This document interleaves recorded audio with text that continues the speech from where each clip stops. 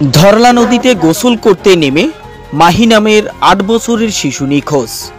ঘটনাটি ঘটে লালমনিরহাট সদর বড়বাড়ি ইউনিয়নের ৯ নং ওয়ার্ডের চর বুদারু গ্রামের পাশে ধরলা নদীর পাড়ে।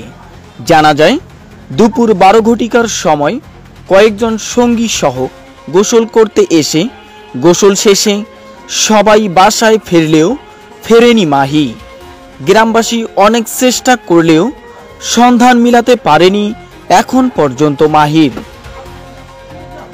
পরবর্তীতে উদ্ধার কাজ পরিচালনা করবার জন্য খবর প্রদান করেন লালমনিরহাট সদর ফায়ার সার্ভিস টিমকে। আরও জানাচ্ছেন সত্যের সন্ধানে পেজের রিপোর্টার জাহানুর ইসলাম।